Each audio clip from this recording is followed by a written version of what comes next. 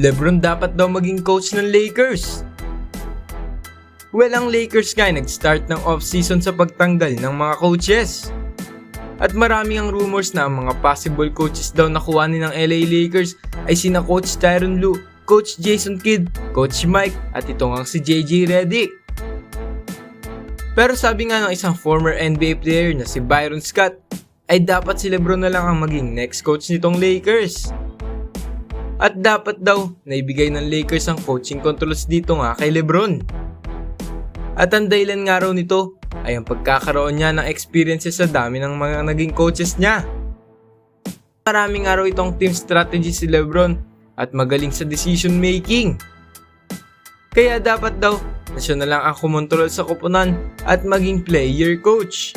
Ang suggestion nga raw ni Byron Scott ay maging coach na lang itong si LeBron.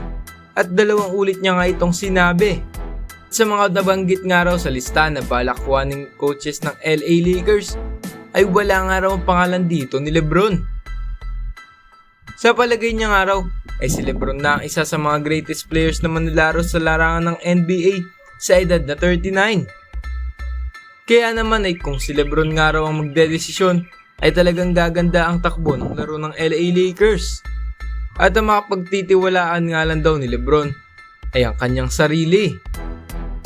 Pero ito namang si Skip Bayless ay may sinabi pa tungkol dito sa pagiging coach ni LeBron. Sabi niya nga ay hindi raw ni LeBron kukuhanin ng pagiging coach at pagiging player at the same time. Dahil nga mape-pressure daw itong si LeBron kung gagawin niya ito. At kung mangyayari nga raw ito ay si LeBron naman daw ang masisisi. Ang Lakers nga raw ay nagkaroon ng Coach Frank Vogel at dahil panalo ng Lakers sa championship noon. At tinanggal sa pagiging coach ng Lakers. At ganoon nga rin daw kay Coach Darvin Ham. Sabi nga ni Skip ay kahit na 39 years old na itong si LeBron ay isa pa nga rin daw siya sa best player sa NBA.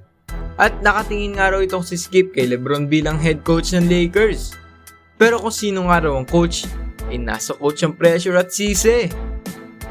Well, isa nga lang ang talagang makakaresolba sa problema ng Lakers. At ito ay maging in control si LeBron sa pagiging head coach. Ano masasabi nyo rito mga idol?